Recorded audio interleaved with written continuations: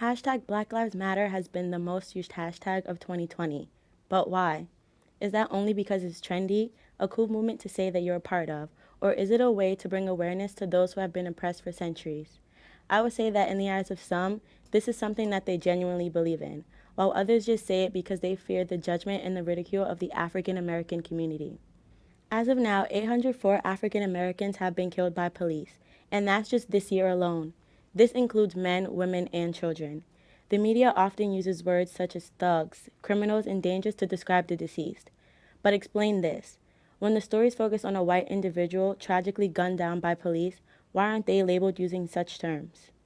Many people are realizing that African Americans have been notably framed in history and in their everyday lives as inferior and a danger to society. However, no one would look at a white man, woman, or child with the same set of prejudices. But this isn't just a modern day issue. This way of thinking has been embedded in the history of America, hell, in the history of the world ever since the time of the Atlantic slave trade. Ever since the 17th century, people have been categorizing people of color as barbaric and as animalistic. But who are the real monsters in this case? The people who torn families apart to profit off of the enslavement and subjugation of human beings? Or was it the millions of African Americans who were brought to this nation to carry this country on their back for centuries to come? In my day and age, the media takes part in how everything is conveyed to the public, and the world itself, as it has such a large role on how people think.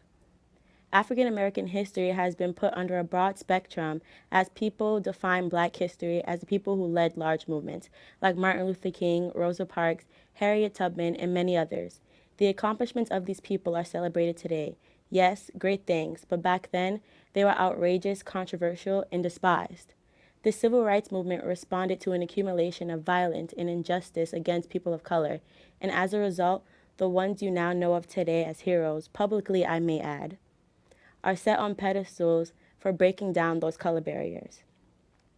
African Americans in the 16th century were chained together by their captors because of a long-term fear that one day they would uprise against them and finally get what they deserve.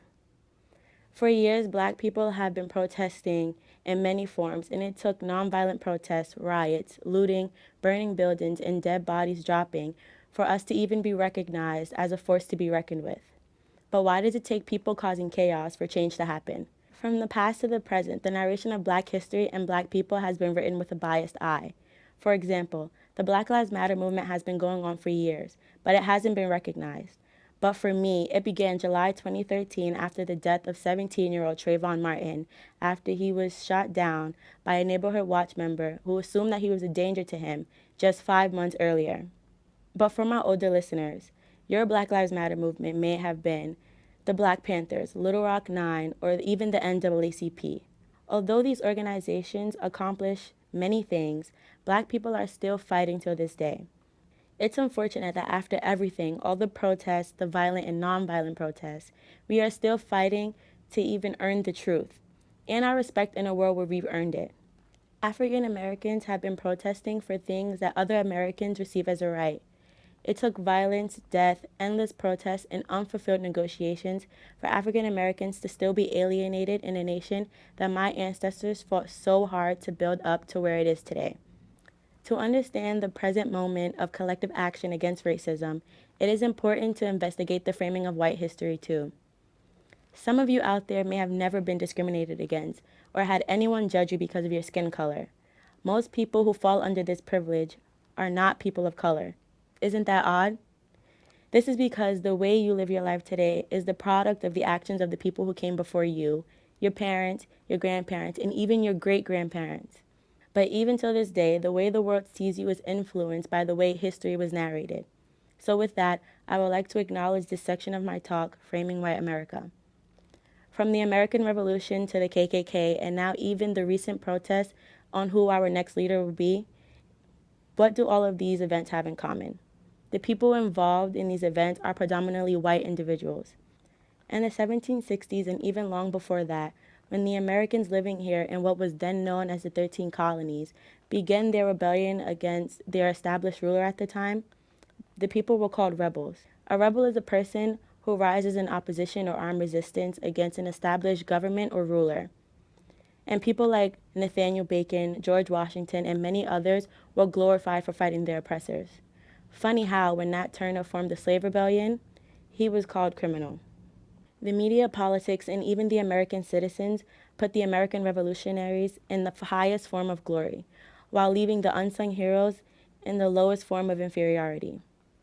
In 1864, a U.S. hate group known as the Ku Klux Klan was a white supremacist organization that was created to employ terror in the pursuit of white supremacist ideology. The KKK is responsible for the killing of thousands of African American people. Years later, the Ku Klux Klan remained, and with that came more deaths, more hysteria in society, as this was a way of protesting that African Americans weren't wanted in America if they weren't under the enslavement of a white individual. Now, in 2020, there are groups like the Proud Boys that the government consistently turns away from.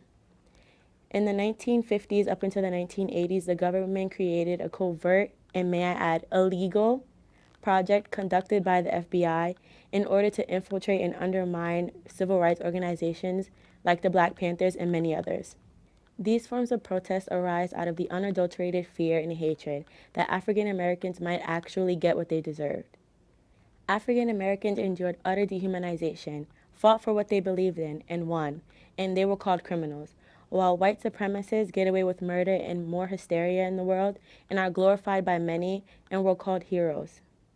Now, some of you may think, why should I listen to this girl when all she did was talk about history? As a person who identifies and is identified as African American, I have had to sit down in classrooms and listen to the same narratives of what is African American history and hear the generations before me be portrayed as miscreants, villainous, and inferior to the rest of society.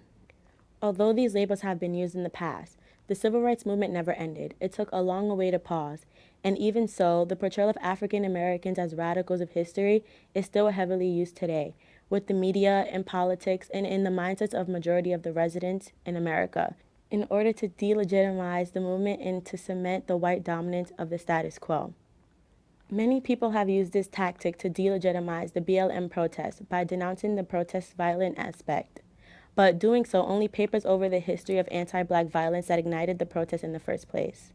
By ignoring our history as Americans, you'll be disregarding the legacies of the African Americans who carried this country and who are still alive honorably doing so today.